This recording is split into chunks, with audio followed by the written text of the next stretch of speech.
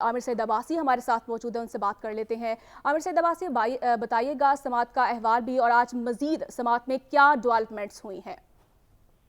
देखिए, आज chief justice of Pakistan justice Umar Ata Bandial की सरबराही में 6 रुकनी लार्जर बेंच ने जब समाअत की तो अटॉर्नी जनरल ने अपने दलाइल मुकम्मल किए और ये कहा कि जो तमाम एतराज़ात किए जा रहे हैं कि बुनियादी इंसानी हुकूक सल्ब कर लिए जाएंगे फौजी अदालतों में, इसके अलावा जो फेयर ट्रायल का हक नहीं दिया जाएगा, इन तमाम एतराज़ात और इल्ज़ामात की नफ़ी की अटॉर्नी जनरल ने और ये बताया कि तमाम जो आईनी और कानूनी तकाजे हैं वो पूरे किए जाएंगे। और सबसे अहम बात जब अटॉर्नी जनरल ने ये बताया कि फिलहाल किसी भी मुल्जिम का फौजी अदालत में ट्रायल शुरू नहीं किया गया। तो इस मौके के ऊपर चीफ जस्टिस ऑफ पाकिस्तान ने ये कहा कि अगर आपने ट्रायल शुरू नहीं किया तो अदालत की इजाजत के बगैर आप किसी भी मुल्जिम का फौजी अदालत में ट्रायल नहीं किए करेंगे। इस मौके पर अटॉर्नी जनरल ने बताया कि मैं एडवांस स्टेटमेंट दे रहा हूं कि अभी तक किसी जो मुल्जिम है उसका फौजी अदालत में ट्रायल शुरू नहीं किया गया। साथ में ये भी बताया गया कि तमाम जो प्रोसीडिंग्स होंगी वो ओपन होंगी, जो फैमिली मेंबर्स होंगे मुल्जिमान के वो इन प्रोसीडिंग्स को देख सकेंगे। इसके अलावा प्राइवेट काउंसिल करने की भी इजाजत होगी जो मुल्जिमान है उनको, और इसके साथ साथ सफाई का मुकम्मल मौका दिया जाएगा। ये तमाम तर प्रोसीजर बताया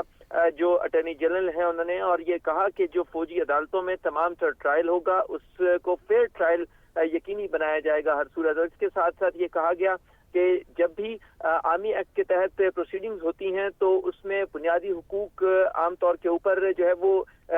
सल्व कर लिए जाते हैं, वो खत्म हो जाते हैं, लेकिन इन तमाम तर सूरत हाल के बावजूद जो इस वक्त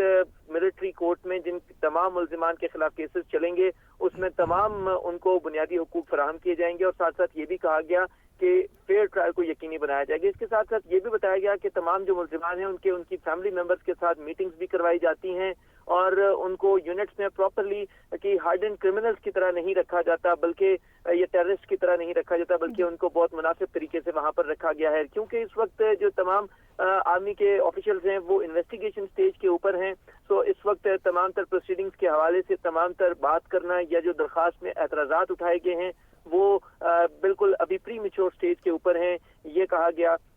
अटॉर्नी जनरल की तरफ से। इस सारी सूरत हाल में बेंच की तरफ से जो रिमार्क्स थे वो यही थे कि अगर आर्मी एक्ट के तहत प्रोसीडिंग्स की जाती हैं तो इस सारी सूरत हाल में आइन जो है वो फेयर ट्रायल का और बुनियादी हुकूक का तहफ़्फ़ुज़ यकीनी बनाने का कहता है। तो ऐसी सूरत हाल में एक्ट के जरिए अगर प्रोसीडिंग्स की जाती हैं तो आइन को कैसे नजरअंदाज किया जा सकता है, ये बेंच के रिमार्क्स थे जस्टिस मुनीब अख्तर, जस्टिस आयशा मलिक और जस्टिस इजाजुल एहसन के। तहम इस मौके के ऊपर जब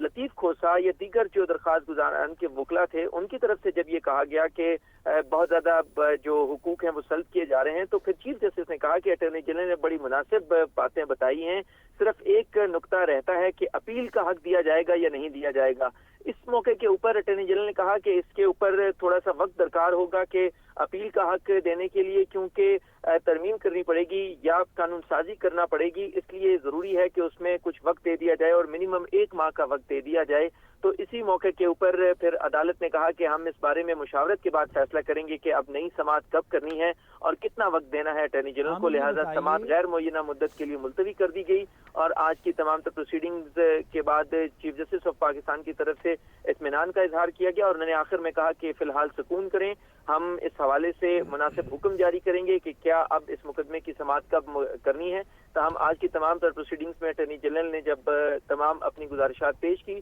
तो उससे काफी अदालत मुतमईन नजर आई। ताहम अब नेक्स्ट प्रोसीडिंग्स के हवाले से ऐलान नहीं किया गया और गैर मुअय्यना मुद्दत के लिए समाअत मुलतवी कर दी गई है।